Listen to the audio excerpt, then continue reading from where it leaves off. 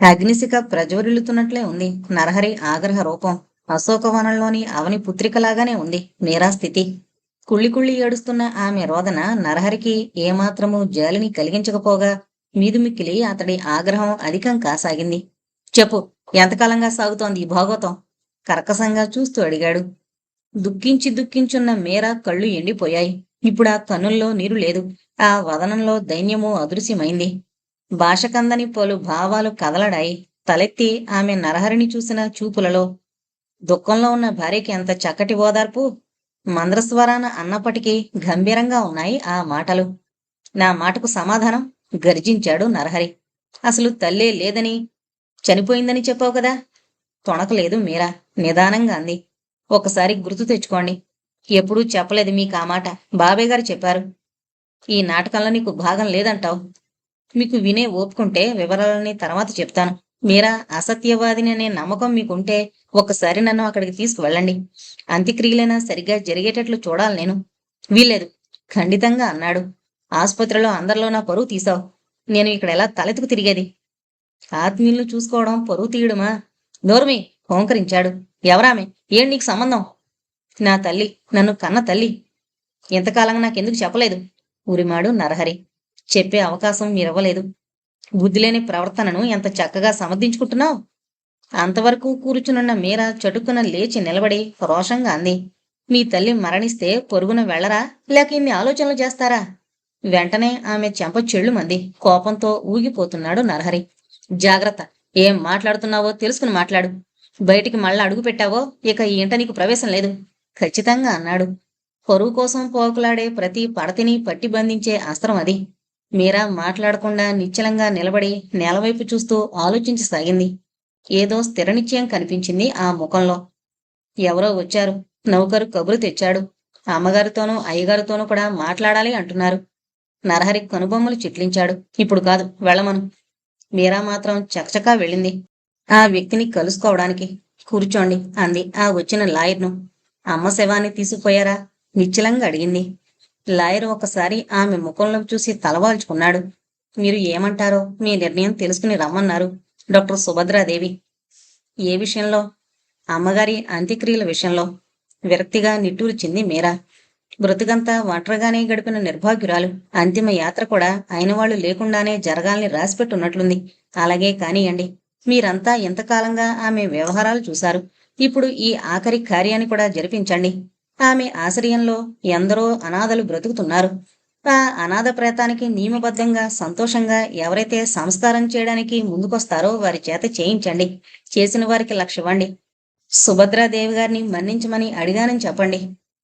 అలాగే, ఇవిగో మీ అమ్మగారు రాసిన వీలునామా, ఆస్తుల వివరాలు అన్నీ మీకే చెందుతాయి. ఏం చేసుకున్న లాయర్ గారు అవన్నీ? అది వారి అభిమతం. ఆ పైన మీ ఇష్టం. సరే, ఇటివ్వండి. అమ్మతో చెప్పండి ఈ నిర్భాగ్య పుత్రికను క్షమించమని. ఆమె ఆత్మ తప్పకుండా వింటుంది. దుఃఖిస్తూ 2 చేతులతో ముఖాన్ని కప్పుకు వెనుతిరిగిన ఆమెకు అంతవరకు నిశ్చలంగా తన వెనకే నిలబడున్న నరహరి కనిపించాడు. ఎందుకు తీసుకున్నావు ఆ వీలునామా? ఆ ఐశ్వర్యం లేకుంటే బతకలేవా? మీరా కూర్చున్న గదిలోకొచ్చి తీక్షణంగా అడిగాడు. మీకోసం, మీ బిడ్డల కోసం మాత్రం కాదు. అన్ని విషయాలు నీకు అనవసరమైనట్లే ఇది కూడా నీకు అనవసరం అని చెప్పరాదు అంతకంటే? అలాగా నేను అనుకోలేదు, అనలేదు. ఎప్పటికప్పుడు ఈ వివరాలన్నీ మీకు చెప్పాలని అనుకునేదాన్ని. కానీ ఏనాడు మీరు అవకాశం లేదు. మీరా జబ్బపట్టి విసురుగా తన వైపు తిప్పుకుంటూ అడిగాడు. ఏది? నా ముఖం చూసానా మాట? చెప్పడానికి ప్రయత్నించావా? మీరా బెదరలేదు. నిశ్చలంగా అతడి వదనంలోకి చూస్తూ అంది. గుర్తు తెచ్చుకోండి, నా వివాహ నిర్ణయం రోజున నేను తులసికోట వద్ద నిలబడి ఉండగా మీరొచ్చి అడిగారు, ఈ వివాహం నీకిష్టమేనా అని. అంగీకారం తెలిపే ముందు నా వివరాలు వివరించబోయాను నేను. అవన్నీ మీ బాబాయ్ గారు చెప్పారు అన్నారు మీరు. ఆపుజే ఈ పురాణం అంతా! అసహనంగా అరిచాడు నరహరి. పురాణం కాదు, నా తప్పేమీ లేని యథార్థం. బాబాయ్ గారు మీకన్నీ చెప్పేశారనుకున్నాను మీ మాటలను బట్టి. నా వెనకనున్న ఆ సిగ్గుమాలిన చరిత్ర తెలిసి కూడా నన్ను చేపడుతోన్న విశాల హృదయులనుకుని మురిసిపోయాను. కానీ వివాహానంతరం మీ వెంట వచ్చే ముందు మాత్రమే నాకు తెలిసింది మీకు యథార్థం తెలీదని. నీ తల్లిదండ్రుల సంగతేమీ అతడికి తెలీదు. నువ్వు కూడా అవన్నీ మరిచిపోయి హాయిగా బతుకు తల్లి. అతడి వద్దగాని మీ అత్తవారింటిగాని ఆ విషయాలు ఎత్తద్దు అన్నారు అమ్మ, బాబాయ్ గారు. నేను నిర్ఘాంతపోయాను, ఏడిచాను. మిమ్మల్ని మోసం చేశాను నిజం దాచి అని. నేను మోసం చేయగలవాణ్ణేనా మీరా? నరహరి నాకసలు చెప్పే అవకాశమే ఇవ్వలేదు. మీరా నాకు ముఖ్యం అంతే అన్నాడు. ఎంత గొప్ప హృదయమో చూడు. అంతటి ఉన్నత హృదయం గనుకనే అంతటి మంచి కథలు రాస్తాడు. ఎన్నో రకాల వ్యక్తులను చూస్తూ హృదయ పరిపక్వత పొందున్నాడు. నువ్వేమీ శంకలు పెట్టుకోవద్దు, గతమంతా మరిచిపో అన్నారు బాబాయ్ గారు. ఓ, శివున తలెత్తాడు నరహరి. చక్కటి కథనమే వినిపించావు, ఎంతకైనా తగుదువు. నేను కథకురాల్ని కాను, మీకు నిజం చెప్తున్నాను. నిజం నిజం నిజం కోపంగా ఒక్కో పదమే నొక్కి నొక్కి పలికాడు నరహరి. ఏంటి నిజం? మీరా నా తమ్ముడి కూతురు అని స్పష్టంగా చెప్పాడు ముసలాయన. దీనికేమంటావు? ఇది నిజమేనా? అంత విరాగిన్లా ఉంటూ పూజలు పునస్కారాలు చేసే వ్యక్తి ఇంతటి అబద్ధాలు మోసాలు చేయగలడని కలలో కూడా అనుకోలేకపోయాను. మంద్రస్వరంతో జవాబిచ్చింది మీరా. స్నేహితుడు ధర్మం ప్రకారం సోదరుడే అవుతాడు. ఆ ఉద్దేశంతో అలా చెప్పారేమో. కట్టిపెట్టు నీ ధర్మపన్నాలు నీతి శాస్త్రాలు. ఇంకా సిగ్గులేక మాట్లాడుతున్నావు. ఉరిమినట్లే పెళపెళమంది అతడి స్వరం. ఇంతటి నీచ చరిత్ర ఉన్నది గనుకనే ఎప్పుడూ అలా బెదిరిపోతూ మోగగా మొసులుకునేదానివు. నేను ఎన్నిసార్లు అడిగినా అమాయకత నటించావు. సమాధానం చెప్పలేని మీర నిర్ఘాంతపోయి చూడసాగింది. నా వద్ద లోకమే తెలియని మొగ్ధలా నటిస్తూ అటు నా వెనక తల్లిని రహస్యంగా కలుసుకుంటున్నావు. టాక్సీలను స్వంతంగా పిలిపించుకుని ఒంటరిగా తిరగగల నేర్పరివయ్యావు. ఎంతటి జానవు. తాను ఏమన్నా అతడి ఆగ్రహం అధికం అవుతున్నందువల్ల మీరా మౌనం దాల్చింది. మాట్లాడవేం? నీ మనసులో నీ పుట్టుకలో ఏ మాలిన్యం లేకుంటే నీ తల్లి గురించి నాకెందుకు చెప్పలేదు? నన్ను బయటకు పోనిచ్చి చాటుమాటుగా కలుసుకోవాల్సిన అగత్యం ఏమిటి? ఏ లొసుగు లేకుంటే? అతడిని చూస్తూ నిదానంగా జవాబిచ్చింది మీరా. అది ఒకటి రెండు మాటల్లో చెప్పగల చిన్న విషయం కాదు. అందుకే సమయం కోసం చూస్తున్నాను. భగవత్ సాక్షిగా నా మనసులో ఏ మాలిన్యమూ లేదు. పాపాలను కప్పుకోవడానికి భగవంతుడొకడు అసహించుకుంటూ అన్నాడు నరహరి. మీరు ఊరుండొస్తూనే కోపంగా వచ్చారు. అందుకు తోడు కార్తీయనక్క అదృశ్యం ఒకటే. రజనీ గొడవ సరే సరే, ఇంకా మీ మనసు పాడు చేయగల విషయాలు ఇక ఏమని చెప్పను? అవునవును. నరహరి గొంతులో హేళం ధ్వనించింది. కోపాన్ని అతి ప్రయాసతో నిగరించుకుంటున్నట్లుగా అటు ఇటు పచార్లు చేయసాగాడు. ఊరుండొస్తూనే కోపంగా ఎందుకొచ్చానో తెలుసా? నీ వెచ్చలుడి విహారాలన్నీ ఊళ్ళో అడిగిడుతూనే తెలిసిపోయాయి. అర్థం కాలేదా? నా భార్య చాలా ఉత్తమరాలు, మంచి చెడులు తెలిసిన ఇల్లాలు అని విర్రవీగాను. కాని నువ్వు తనలాంటి నీచపు దానివేనని, తనకు నీకు తేడాయే లేదని ఒక అదమురాలు చెప్పుదెబ్బ కొట్టినట్టు చెప్పి నా కళ్ళు తెరిపించింది. ఎవరది? చివున తలెత్తుతూ రోషంగా అడిగింది మీరా. ఎవరైతే ఏం, నిజమే కదూ? ఎందుకు ఎవరామె? మీరా కంఠస్వరం ఆమెకే బిగ్గరగా వినవచ్చింది. మీరు చెప్పకున్నా నాకు తెలుసు. నేను పెళ్ళై వచ్చినాటి నుండి నన్ను చూసి కుళ్ళిపోతున్న ఆ పురుగు కస్తూరి, లేదా ఆమె స్నేహితురాలు రజని. నువ్వు అలాంటి పురుగు సంతానమే కదా? కుపితుడైపోతూ అడిగాడు నరహరి. కల్పకం అనేది ఎవతో ఎంత నీచంగా బ్రతికిందో ఈ నగరంలో అందరికీ తెలుసు. తన తల్లిని గురించి ఈ నింద విన్న మీరా వ్యవసయింది. బాధాగ్నితో ప్రజ్వరిల్లుతోన్న ఆమె మాట్లాడకుండా మిన్నకుండలేకపోయింది. నా తల్లి పురుగో పూజా పుష్పమో అలుపులందరికీ ఎలా తెలుస్తుంది? మీరంతగా గౌరవించే కార్తీయని లేచిపోయింది పురుగు అయితే ఇది అంతే. నరహరి సహనం సరిహద్దులు నదిగమించింది. జాగ్రత్త, ఒళ్ళు దగ్గర పెట్టుకుని మాట్లాడు. తన చేతి దెబ్బకు అదిరిపోయి కందిపోయిన చెంపను తడుముకుంటూ నివ్వెరపోయి నిలబడిన మీరాపై అతడికి ఏమాత్రం ప్రసన్నత కలగలేదు. భాస్కర్ గాడు ఎవడో తెలియదని బొంకావు. నేను లేనప్పుడు వాడి రాకపోకలు జరుగుతున్నాయి. నీ తప్పును అందంగా రజనీనెత్తిన రుద్దావే, నీ మనసంతా మాలిన్యమే. ఛీ! చేత్కారం చేస్తూ వెళ్లిపోయాడు నరహరి. నేను లేనప్పుడు ఎవరొచ్చినా సరే లోపలికి రానియకు. గేటు తాళం వేసుంచు. ఎవరు తెమ్మన్నా నువ్వు ట్యాక్సీల్ని తేనవసరం లేదు. నరహరి దర్వాంతో చెప్పడం స్పష్టంగా వింది మీరా. మీరు ఒట్టి మనుషులు కూడా కాదమ్మా. అలా పస్తులు పడుకోరాదు. లేచి అన్నం తినండి. అబ్బా, విసిగించకు మళ్ళీ. నాకు ఆకల్లేదు. ఎందుకుండ తల్లి? 2 రోజులుగా అయ్య ఇంటికి రాలేదని మీ బెంగ. మగ మహారాజుకేం ఎక్కడైనా తింటారు, ఎలాగైనా గడిపేస్తారు రోజు. వద్దు మళ్ళీ, ఆకలుంటే నేను తినను. ఆకలి మీకు కాకున్నా మీ కడుపులో బిడ్డకవుతుంది తల్లి. కనీసం ఆ బిడ్డకింత అన్నం పెట్టండి. ఎలాగైతే మళ్ళీ బలవంతం మీద లేచి ఎలాగో ఎంగిలి పడింది మీరా. 2 రోజులుగా గది వదిలి రానందున, అభోజనంగా ఉన్నందున విపరీతమైన నీరసం ఆవరించింది ఆమెలో. అందుకు తోడు మానసిక వేదన. కర్తవ్యం స్ఫురించక రకరకాల మెలికలు తిరుగుతోన్న తన జీవితం గురించి దురపిల్లుతూ ఆవరణలో పూల మొక్కల నడుమ కూర్చున్న మీరా కొంతసేపటికి ఎవరివో మాటలు వినరావడంతో తలెత్తి చూసింది. చిన్నబాబు లేడా అని దర్వాన్ని అడుగుతున్నాడు నరహరి పెద్దన్న రాజు. లేరు. గేటుతి, కొంచెం పనుంది, అమ్మగారితో మాట్లాడాలి. ఎవరినీ రానియద్దని నరహరి ఆదేశం. కాని వచ్చిన వ్యక్తి స్వయంగా నరహరి కన్నా. ఎదురుగా లాన్లో కూర్చున్న మీరా అంతా చూస్తోంది. దర్వానికి ఏం చెయ్యాలో తోచక కంగారు పుట్టింది. అరే, గేటు తీవేంరా? గదిమాడు రాజు. దర్వాన్కు గేటు తెరవక తప్పలేదు. రాజు తిన్నగా మీరా వద్దకు వెళ్లి ఎదురుగా నిలబడ్డాడు. అది వరలో ఎప్పుడూ అంత సమీపంగా రావడం కాని తనతో మాట్లాడడం కాని చేయలేదు రాజు శంకరము. అందుకే మీరా కొంచెం గాబరాగా లేచి నిలబడింది. రాజు వెకిలి నవ్వు చూపు ఏంటో అర్థం కాక.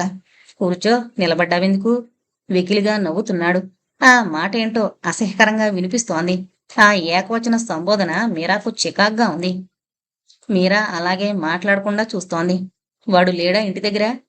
లేరు, ముక్తసరిగా అంది మీరా. పద, లోపల మాట్లాడుకుందాం. ఏంటి? తీవ్రంగా అడిగింది. భయం లేదులే, వాడింటికే రావడం లేదటగా, స్టూడియోలోనే ఉంటున్నాడట. అయితే ఎందుకు మీకు ఈ వివరాలన్నీ? ఏం లేదు, పాపం ఒక్కత్తికి తోచడం లేదేమోనని వచ్చాను. నివ్వెరపోయి చూడసాగింది మీరా ఈ ప్రలాపనని. కొంపదీసి తాగున్నాడా ఏం? అయితే నువ్వు కల్పకం కుదిరివా? మావాడికి నీకు ఎక్కడ స్నేహం? ఎవరు కుదిరిచారేమిటి? అదే క్షణంలో బయట కారు ఆగడము, నరహరి లోపలికొస్తుండడము చూసి రాజు ముఖ కవళికలు మారిపోయాయి. వచ్చావా? ఇప్పుడే వచ్చాను. నువ్వింటికి రావడం లేదంటోంది మరదలు. అతి ఆప్యాయంగా నమ్రతగా మాట్లాడుతున్నాడు తమ్ముడితో. అంతకు ముందు క్షణం వరకు ఉన్న వెకిలితనం ఇప్పుడు ఆ మొహంలో వెతికినా కనిపించడం లేదు. ఏంటి నాతో పని? నరహరి అడిగాడు. కొంచెం డబ్బు కావాలి, ఓ 200. నసుగుతూ చేయి చాచాడు. మాట్లాడకుండా డబ్బు తీసిచ్చాడు నరహరి. మీరా వైపు కన్నెత్తి కూడా చూడలేదు. రాజు వెళ్ళిపోయాడు. తన గదిలోకి వెళ్ళిపోతున్న నరహరి వెన్నంటి నడిచింది మీరా. 2 రోజులుగా ఇంటికి రాలేదేం? సరళంగానే అడిగింది. జవాబు లేదు. నాపై కోపం పోలేదా? అతని వెనక నిలబడింది. అతడిలో చలనం లేదు. వంగి బూట్లు విప్పుకోసాగాడు. ఈసారి అతడికి అభిముఖంగా నిలబడింది. భోజనానికి లేవండి. ఇందుకు జవాబు లేదు. మీరా 2 నిమిషాలు అలాగే చూసి వెళ్ళిపోయి అరగంటలో తిరిగొచ్చింది భోజన సామాగ్రితో. నరహరి అలాగే కూర్చునున్నాడు. అతడి ఎదుట టేబుల్పై భోజనం సర్దుతోంది మీరా. నరహరి మాట్లాడకుండా లేచి వెళ్ళిపోయి పడుకున్నాడు. అతనితో ఏ విధంగా మాట్లాడాలో, ఎలా మసులుకోవాలో అర్థం కావడం లేదామెకు. నా తప్పు ఏమున్నదని నేను ఇతనిని బ్రతిమాలుకోవాలి? ఆమె మనసు ఎదురు తిరుగుతోంది. పంతాలతో పనిలేదు. నీ కాపురం నిలబెట్టుకోవడం నీ విద్యుక్త ధర్మం. ఆమెలోని సహనం సది చెప్తోంది. వివాహానంతరం తల్లి, తండ్రి, గురువు, దైవం అన్నీ భర్తేనని మనసారా నమ్ముకున్న స్త్రీకి లభించే మర్యాదిదా? భార్య తీరని దుఃఖంలో ఉన్నప్పుడు చల్లని హస్తంతో అసురులనొత్తి ఆదరంగా చెంత చేర్చుకుని బాధను విస్మరింపజేయడం భర్తగా అతని ధర్మం కాదా? అంతరంగంలో అంకురించిన అగ్ని వంటి ఆవేదన ఆమెను ప్రశ్నించింది. ఆమె అత్యున్నత విశాల హృదయం జవాబిచ్చింది. ఇతరుల ధర్మాధర్మాల సంగతి గురించి ఆలోచిస్తూ నీ ధర్మం నువ్వు విడనాడావు. సుశిక్షితురాలైన మీరా అంతరంగంలో జరిగిన ఈ తర్జన భర్జనల ఫలితంగా ఆమె ఆత్మాభిమానంపై అణకువే విజయం సాధించింది. దృఢ నిశ్చయంతో అతని చెంతకు చేరి శయ్యపై ఒక పక్కగా కూర్చుంది. నరహరి సైనించిన తీరులో మార్పు లేదు. మన మధ్య ఇటువంటి పరిస్థితి ఇలా ఎడాపెడా మొహాలొస్తాయని కలనైనా అనుకోలేదు అంది మంద్ర స్వరాన. అతడిలో చలనం కనపడలేదు. మిమ్మల్ని ఏ విధంగా ఒప్పించాలో నాకు అర్థం కావడం లేదు. మీరసలు కన్నెత్తి చూడకుండా, మనసు విప్పి మాట్లాడకుండా యథార్థం ఎలా తెలుసుకోగలుగుతారు? అంటూ అతడి పాదాలపై చేయి వేసి అంది. మీ మీరాపై మీకింత అగౌరవం ఒక్కసారిగా ఎలా కలిగింది? పాదాలను చెప్పున వెనక్కు లాక్కుంటూ లేచి దూరంగా కూర్చున్న నరహరి మీరాను ఒక్కసారి నఖశిఖ పర్యంతం అసహ్యంగా చూశాడు. మీ మీరా? జుగుప్సుట్టిపడే కంఠంతో ఆమె మాటను రెట్టించాడు నొక్కి పలుకుతూ. నా మీరావు నా భార్య అనుకుని విర్రవీగినందుకు బాగా బుద్ధి చెప్పావుగా? ఆ మాటలు వింటూనే మీరా కళ్ళలో గిర్రున నీరు తిరిగింది. మీ భార్యను కాక ఎవరిని? వణుకుతున్న కంఠంతో అడిగింది. సమాధానం అనవసరమన్నట్లుగా నరహరి మరో గదిలోకి నిష్క్రమిస్తుండగా మీరా చటుకున అతడి దారికి అడ్డు నిలబడింది. భర్త కళ్ళల్లోకి చూస్తూ మంద్ర గంభీర స్వరాన్ని అడిగింది. మీరు రచయితలు, నిర్మాతలు, రకరకాల జీవితాలకు రమ్యమైన రూపకల్పనలు చేసే వివేకవంతులు. కానీ అర్ధాంగి జీవితాన్ని అర్థం చేసుకునే ఓర్పు లేదా? ముఖం తిప్పుకున్నాడు నరహరి. నీరసమైన చిరుహాసం చేసింది మీరా. అతడి వదనంలోకి అద్దింపుగా చూస్తూ సౌమ్య స్వరంతో అంది. మీ కథలలో చిత్ర విచిత్రమైన సమస్యలకు చక్కటి పరిష్కార మార్గాలను సూచించగలరు. కానీ స్వీయ సమస్యకు సమర్థవంతమైన పరిష్కారం ఆలోచించలేరా? ఏంటి? ఏం పరిష్కారం ఆలోచించను? కుపితుడైపోతూ పళ్ళు పటపటా కొరుకుతూ అన్నాడు నరహరి. ఆ చూపుల వేడిమిని భరించలేనట్లుగా మీరా కనురెప్పలు వాలిపోయాయి. నిర్మలంగా నిన్ను నమ్మినందుకు నా నుండి నువ్వు రహస్యాలు దాచుకున్నావని మరిచిపోనా? నువ్వు ఆడిన అబద్ధాలు విస్మరించనా? నీ వెనకున్న నీచ చరిత్రను చెరిపేయినా? ఏది సాధ్యం ఇందులో? తన భుజాలను పట్టుకుని కళ్ళల్లోకి తీక్షణంగా చూస్తూ నిరసనగా నిలదీస్తూ అడుగుతున్న ఆ తీరు మీరాను మరింత బాధించింది. ఇటువంటి పరిస్థితులను కావాలని ఎవరూ కొని తెచ్చుకోరు, కానీ అటువంటి పరిస్థితులు వాటంతటా అవే ఒక వ్యక్తి చుట్టూ అల్లుకుపోయి బెగదీస్తుంటే కావలసిన వారు ఆ వ్యక్తిని ఆ పరాధీన స్థితి నుండి కాపాడడానికి ప్రయత్నించలేరా? తామే అటువంటి దయనీయ స్థితిలో ఉండుంటే ఏం చేసి ఉండేవారో అనే సానుభూతితో ఆలోచించలేరా కనీసం? ఓ! ఆమె భుజాలను పట్టున్న అతని చేతులు కోపంతో మరింత బిగుసుకున్నాయి. మాటలేరాని నోటి నుండి ఎంతెంత ఉపన్యాసాలు వినవస్తున్నాయి. అంతలో ఆమెను వదిలి కిటికీ వైపు నడిచాడు. నువ్వు 4 గోడల మధ్యన కూర్చుని ఉపన్యాసాలిచ్చినంత తేలిక కాదు బయట పొదుగురి పక్కపక్కలను వినడము, హేళనలను ఎదుర్కోవడము. నా దయ కోసం పోకులాడుతూ చేతులు కట్టుకుని నిలబడే ఆ భాస్కర్ గాడు ఈ రోజు నేరుగా వచ్చి నా ఎదుట కుర్చీలో కూర్చున్నాడు సగర్వంగా చూస్తూ. అంతకంతకు అతడి స్వరస్థాయి హెచ్చుతోంది. నేను వాడి కలిసిచ్చుంటే ప్రప్రథమంలోనే అలా ప్రవర్తించుండేవాడు. అయితే ఎవరిచ్చారంటావ్? రజని, ఆ ఇద్దరికి ఎలా స్నేహమైందో నాకు తెలీదు. ఎందుకింక అబద్ధమాడతావు? నేను అబద్ధాలు చెప్పానని మీకు తెలుసు. చెప్పలేని విషయమైతే మౌనం వహిస్తాను, అంతే. రజని అతన్ని వివాహం చేసుకోవడానికి మిమ్మల్ని ఒప్పించమంది. నేను అంగీకరించలేదని ఇద్దరూ నాపై కక్షగట్టారు. ఓహ్! కక్షగట్టి ఏం చేశారు? నిన్ను కల్పకం నర్సింగ్ హోంకు వెళ్ళమన్నారా? నీకు లేని చరిత్రను సృష్టించి రాశారా? ఈసారి మీరా స్వరం తీవ్రతను సంతరించుకుంది. యథార్థం తెలుసుకునే ఓర్పుంటే మీరు హేళన మాని క్రోధం వీడి శాంతంతో నేను చెప్పేది వినండి. విన్న తర్వాత మీరు సృష్టించే పాత్రలపై రచయితగా ఎంతంత సానుభూతిని ఒలికిస్తారో అందులో సగమైన ఈ సజీవ పాత్రపై చూపండి. రచయిత రచయిత పళ్ల బిగున కోపం ప్రదర్శిస్తూ పలుకుతున్న అతడి చేతిలో గాజు గ్లాసు తునాతునకులైంది. నేను రచయిత కావడం నేరమా? అది నాకొక శిక్ష? అతడు ఎంత తీవ్రంగా అడుగుతున్నాడో అంత శాంతంగా ప్రశాంతంగా చిరుహాసంతో జవాబిచ్చింది మీరా. నేరం కాదు, ఆధిక్యత. తక్కిన మామూలు మానవుల కంటే మీకు గల ఔన్నత్యం, పోపులను ఉన్నతులుగా పావనులను పతితులుగా మార్చగల కబంధహస్తాలున్నాయి మన సమాజానికి. రచయితలైన మీరే ఈ నిజాన్ని మీ రచనల్లో అంగీకరించారు. ఈనాడు ఆ విజ్ఞానాన్ని నిజ జీవితంలో అన్వయించ ప్రయత్నించమని ప్రాధేయపడుతున్నాను. ఈ చెప్పేవన్నీ నాకు ముందే ఎందుకు చెప్పలేదు? మరలా మొదటికొస్తున్నారు. అంతేకాని నీ మనసులో మాలిన్యం లేదు కదూ? మాలిన్యం కాదు, ఒక విధమైన ఆధైర్యం అంతే. కాత్యాయని అక్కను గురించిన నిజాలు మీరు నాకేనాడు చెప్పలేదు. అంత మాత్రాన నేను మరో విధంగా భావించలేదే. ఆపుజేయి ప్రాలాపన. తారాస్థాయిలో పలికింది అతడి స్వరం. అక్కను గురించి అధిక ప్రసంగం చేసిన వాళ్లను ఖండఖండాలుగా నరుకుతాను. నీకు ఆమెకు సాపత్యమా? అతడి నోటి నుండి తన పట్ల అటువంటి పదజాలం వినరాగలదని అనుకోని మీరా కొన్ని క్షణాలు మానుపడి చూసింది.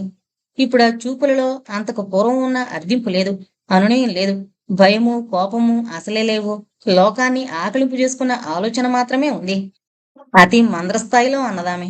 కాత్యాయని కేవలం మీకు అభిమాన సోదరి. నా సొంత తల్లి విషయంలో నాకింకా ఉన్నతమైన అభిప్రాయాలు అభిమానాలు ఉండొచ్చు. అంతలో కింద ఎవరెవరో గొంతులో మాటలు కోలాహలంగా వినవచ్చాయి. మరో నిమిషంలోనే వర్ధనమ్మ, మంగమ్మ, జయలక్ష్మి ఉప్పెనలా వచ్చారు రణగొణ ధ్వనితో. అయ్యో బిడ్డ, నీకెంత కష్టం వచ్చిందిరా? ఇల్లు పట్టకుండా తిరుగుతున్నావురా నాయనా? మంగమ్మ శోకాలు పెట్టుకుంటూ వచ్చి నరహరిని చుట్టేసింది ఏదో ఆపద వాటిల్లినట్టుగా. వర్ధనమ్మ ఒక్కసారి మీరాను జుగుప్సాకరంగా చూసి నరహరిని ఉద్దేశించి అనసాగింది. మన వంశానికి ఎంత మచ్చపడిందిరా బాబు, ఈ అప్రతిష్ట ఎలా పోయేదిరా? ఏముంది? జయలక్ష్మి న్యాయ నిర్ణేతలా మాట్లాడింది. మన వంశానికేమీ రాలేదు కాని పైగా వచ్చిన వాళ్లతో వచ్చినవి వాళ్లతోనే పోతాయి. ఇంత జరుగుతున్నా, ఇన్ని రకాల ఘోరమైన ప్రేలాపనలు వినవస్తోన్నా నరహరి మౌనంగా తనకేమీ సంబంధం లేనట్లుగా ఒక కుర్చీలో తలవాల్చుకుని కూర్చోవడం మీరాకు విపరీతంగా కనబడ్డమే కాక ఆమెకు అసహ్యం వేసింది. నరహరి మౌనం అతడి పరివారానికి బలాన్ని కలిగించగా సలహాలు సూచనలు మరింత అధికమయ్యాయి. ఎంత నంగనాచివే? మీరాను ఉద్దేశించి మిటుకలు విరిచింది మంగమ్మ. ఏం మందు పెట్టావో, ఏం నాటకాలాడి వల్లో వేస్తున్నావో మా వాణ్ణి. ఆపుజే ముసలమ్మ అని మీరా గద్దింపుగా అనడంతో మంగమ్మ వాగ్ధోరణికి అడ్డుకట్టపడింది. కేవలం ఇతరులను చెండుకు తినడము, నోటికొచ్చినట్లు అనడమే అలవాటైన మంగమ్మకు ఇతరుల అదిలింపులు ఆజ్ఞ వినడం జీవితంలో అదే మొదటిసారి. నరహరికి సమీపంగా 2 అడుగులు వేసి అంది మీరా స్పష్ట గంభీర స్వరాన. ఇది కేవలం మనిద్దరి విషయం. ఏమీ అనదలుచుకున్నా చెప్పదలుచుకున్నా మీరే చెప్పండి. ఇతరులెవరూ ఇక్కడ హద్దులు దాటి మాట్లాడడానికి వీల్లేదు. ఎవరికి వారే శిలాప్రతిమలయ్యారు కొన్ని క్షణాల పాటు. నివ్వెరపాటు నుండి ముందుగా తేరుకున్న మంగమ్మ గుండెలు బాదుకుంటూ తాండవం ప్రారంభించింది.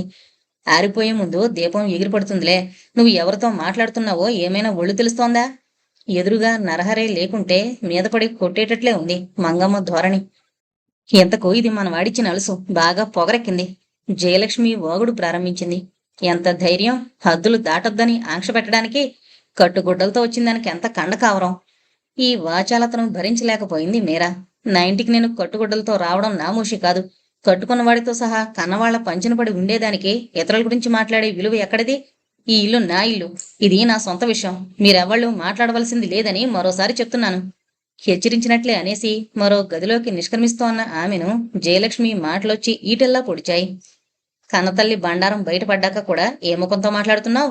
అవునులే, నానా వేషాలు వేసేదానికి మాటలు రాకపోతే ఇంకెవరికొస్తాయి? వేస్తున్న అడుగు వెనక్కి తీసి వెనుతిరిగి చూసింది మీరా.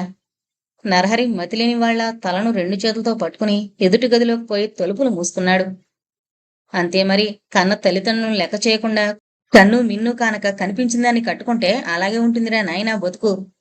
మతిపోయి ఏడుస్తున్నావు కదరా. కొడుకుపై చూపుతున్న సానుభూతిలో కోడలపై దోషణాలను మేళాయించిన వర్ధనమ్మను అత్తగారు అంది మీరా అదిలింపుగా. ఆ ఏంటే, ఏంటి బెదిరిస్తున్నావు? లేచిపోయిందాని కూతున్ననే సిగ్గు శరము ఏమాత్రమైనా ఉన్నాయా ఆ మొఖాన? ఛీ! వర్ధనమ్మ చేత్కారం చేసింది. మరొకరి ఇంటిపై పడి నోటికొచ్చినట్టు మాట్లాడేది, కొడుకును కోడల్ని వేరు చేసేది అంతకంటే గొప్పదేమీ కాదు, శనితో సమానం అంటూనే మీరా దడాలన తలుపులు మూసుకుంది. నోటికొచ్చినట్లు వదరి వదరి లక్షల కొలది కట్నాలతో వచ్చే లక్షణమైన అమ్మాయిలున్నారా అబ్బాయి. తెలుసో తెలియకో కొరివితో తలగొక్కున్నావు కాని ఇకనైనా వదిలించుకో ఈ తద్దినాన్ని అని గది బయట నుండే కుమారుడికి సలహా విసిరి ఘనత వహించిన తన కుటుంబానికొచ్చిన అపకీర్తికి బాధపడుతూ నిష్క్రమించింది వర్ధనమ్మ బృందం. తుఫాను బీభత్సానంతరం అలుముకునే భీకర నిశ్శబ్దం ఆవరించింది ఆ ఇంట. ఏం జరిగింది? ఎన్నడూ లేంది నేనీరోజు ఎందుకు అధికంగా మాట్లాడాను? ఒంటరిగా కూర్చున్న మీరా ఆత్మ విమర్శ జరుపుకుంటూ తన ప్రవర్తనకు సిగ్గుపడిపోయింది. ఉచ్చనీచాలు ఎరుగని మనుషులతో ఎందుకు తర్క విత్కరాలు జరిపాను? సంస్కారహీనులతో వాద ప్రతివాదాలు సలుపుతూ నా నోటి నుండి ఎటువంటి పదాలొచ్చాయి? బుట్టలో కొన్ని పొళ్ళు కుళ్ళి అన్నింటికీ అంటినట్లే అల్పుల సరసను బ్రతికే వారందరి సంస్కృతి అల్పంగా నీచంగా మారిపోయే ప్రమాదం ఉందా అనుకుందామే. స్థిర నిశ్చయంతో లేచి నరహరి గది దిశగా నడిచింది. అయితే ఆ గది తలుపులు మూసున్నాయి. తాను పిలిచినా ప్రాధేయపడినా ఫలితం ఉండదని తెలిసిన మీరా ఓపిగ్గా కాచుకునుంది. రాత్రి 9 గంటల వేళ తనను ఎవరో కలుసుకోవచ్చారని పిలవగా తప్పనిసరిగా బయటకొచ్చాడు నరహరి. వచ్చిన వారిని పంపేసి అతడు తిరిగి తన గదిలోకి వెళుతుండగా మళ్ళీ అడిగింది, భోంచేరా బాబు? వద్దు బాబు, మీరు తినకపోతే అమ్మ నీరసంగా ఉన్నారు, ఆమె తినరు. అంతకంటే ఏం మాట్లాడాలో మల్లికి తెలియలేదు. అయితే ఆ విషయంలో తనకి అనవసరమన్నట్టుగా మాట్లాడకుండా వెళ్లిపోయిన నరహరి మీరా ఫోన్లో ఎవరితోనో మాట్లాడుతుండడం వినవచ్చి జాగ్రత్తగా విన్నాడు. ఈ దినవారాలు శ్రాద్ధ కర్మలు వగేరా తంతులతో నాకు నమ్మకం లేదు డాక్టర్ సుభద్రాదేవి గారు. తన నడవడి ఎంత ఉన్నతమైన, తన మనశ్శరీరాలు ఎంత పవిత్రమైన, కళంకినిగానే చలామణి అయిన దురదృష్టవంతురాలు అమ్మ. నాకు తెలియకపోయినా ఆమె మహాభక్తురాలు, ధర్మాత్మురాలు అని విన్నాను. తన స్వహస్తాలతో చేసిన పూజలు దానధర్మాలు ఆమె జీవిత కాలంలో ఒక్కరోజు కాదు కదా, ఒక్క ఘడియ మాత్రపు కాలమైన సుఖాన్ని శాంతిని ప్రసాదించలేదు. ఇక మరణించాక మనమందరం చేసే కర్మకాండలు ఎక్కడో ఉన్న ఆ ఆత్మకు సద్గతులు కలిగించడమేమిటి? ఏ లోకమైతే ఆమెను సుఖంగా బ్రతకనీలేదో ఆ లోకం ఆమెకు ఏమీ చేయకపోవడమే మంచిది. అవతల వ్యక్తి మాట్లాడుతున్న విషయం వింటూ కొంతసేపు ఆగిన మీరా మరలా మాటలు ప్రారంభించింది. అమ్మకి నమ్మకాలు ఆధ్యాత్మిక చింతన ఎక్కువ గనుక ఇవన్నీ జరగాలంటారా? కానివ్వండి, నేనెవరిని వద్దనడానికి? నేను అమ్మను చూసింది మాట్లాడింది ఇప్పుడు ఈ ఆఖరు రోజుల్లోనే కదా. నేను ఆమె కన్నబిడ్డనైనా జీవన్మృతురాలిగానే లెక్క. మీరంతా ఆమె గారి అభిమాన సంతానం. ఆమె గారి అంతరంగం బాగా అర్థం చేసుకున్నారు. అందువల్ల మీకు తోచినట్లు చెయ్యండి. మరో మాట, ఇక నాకు ఫోన్ చెయ్యొద్దు. నేను వెళ్ళిపోతున్నాను. ఇక్కడికి మరి ఫోన్ చేయకండి.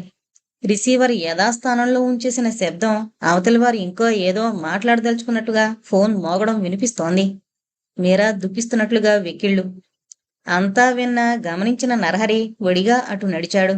టేబుల్పై తలవాల్చి లోలోన రోదిస్తున్న మీరా అడుగుల శబ్దం విని తలెత్తి చూసింది. క్షణకాలం ఇద్దరి చూపులు కలుసుకున్నాయి. నరహరి వెంటనే ముఖం తిప్పుకున్నాడు.